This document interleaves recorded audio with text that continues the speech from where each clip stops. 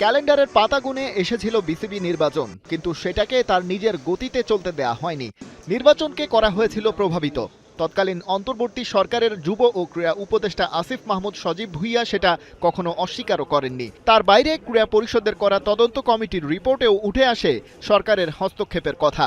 বিশেষ করে ভোটার বা কাউন্সিলর কারা হবে সেটা পুতুল নাচের মতো সাজানোর সত্যতা পাওয়া যায় ওই তদন্তে। বিগত সব ইলেকশনে স্পেশালি জেলা বিভাগ থেকে যারা আসেন, এটা বাধ্যতামূলক করাটা আমরা ঠিক মনে করি না। মনে করি না কনস্টিটিউশনালি এটা রাইটও, যেটা হলো যে অ্যাডহক কমিটি করে দিব, এটার থেকেই নিতে হবে। যখন ইচ্ছা আপনি ওখান থেকে একজনকে বের করে দিবেন আপনার সাপোর্টের জন্য, যখন ইচ্ছা আপনি ঢুকাই দিবেন।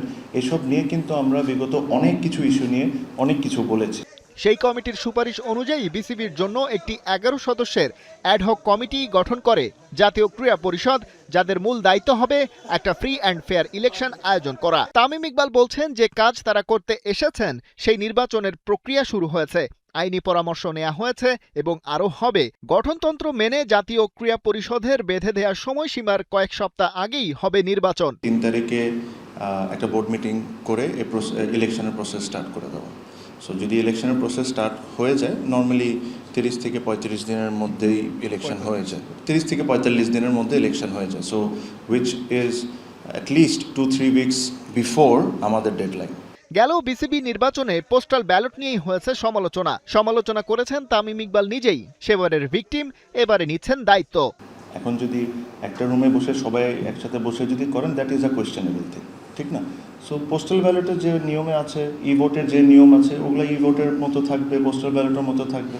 যখন একটা ইসি গঠন হয়ে যাবে, EC is an independent body, it has nothing to do with me. আমার কাজ হলো বা আমাদের কাজ হলো যে আমরা ডে টু ডে অ্যাক্টিভিটিস করতে থাকবো। তামিম ইকবাল যখন এই প্রেস কনফারেন্সে কথা বলছিলেন, তার খানিক আগেই হাইকোর্টে রিট করা হয় এই কমিটিকে অবৈধ ঘোষণা করার নির্দেশনা চেয়ে। ক্রীড়া শিক্ষা শাখার পক্ষ থেকে যে অ্যাডহক কমিটি গঠন করার সেই আদেশকে চ্যালেঞ্জ করে মহামান্য হাইকোর্টে একটি রিট ফাইল দাখিল করি।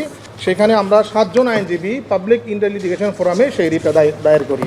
আমরা বলেছি যে এটি একটি ন্যাচারাল জাস্টিসকে ভায়োলেশন করা হয়েছে, principal of natural justice violation করা হয়েছে। কারণ নির্বাচিত কমিটি, একটা নির্বাচিত সরকার, আর যেহেতু একটা বিধিবদ্ধ সংস্থা, সেইখানে এইরকম একটি নির্বাচিত কমিটি ভেঙে দিয়ে অ্যাডহক কমিটি গঠন করার আইনগত বিধান এবং সাংবিধানিকভাবে এটা ন্যাচারাল জাস্টিসকে ভাঙা হয়েছে। 2018-এর 21 ধারা প্রয়োগ করে নির্বাচিত কমিটি বিলুপ্ত করে 11 সদস্যের অ্যাডহক কমিটি গঠন করা হয়েছিল। সেটার উল্লেখ আছে ওই রিটেই। আইনজীবীরা দাবি করছেন এমন একটি আইনের অস্তিত্ব থাকলেও সেই ধারা অনুযায়ী কোনো নির্বাচিত কমিটিকে ভেঙে দেওয়ার সুযোগ নেই। কিন্তু আলোচিত সেই নির্বাচনে বিনা ভোটেই পাশ করেছিলেন বোর্ড মেম্বারদের একটা বড় অংশ। প্রতিদ্বন্দ্বিতা ছাড়াই সভাপতি নির্বাচিত হন আমিনুল ইসলাম বুলবুল নিজেও। কিন্তু মজার বিষয় যে অভিযোগের প্রেক্ষিতে জাতীয় ক্রীড়া পরিষদ এই সিদ্ধান্ত নিয়েছিল, যে তদন্ত কমিটির রিপোর্টের ভিত্তিতে সেই সিদ্ধান্ত নেওয়া হয়েছিল, সেসবের কিছুই এবারের রিটে বলা হয়নি। খালিদ জামিল, 71।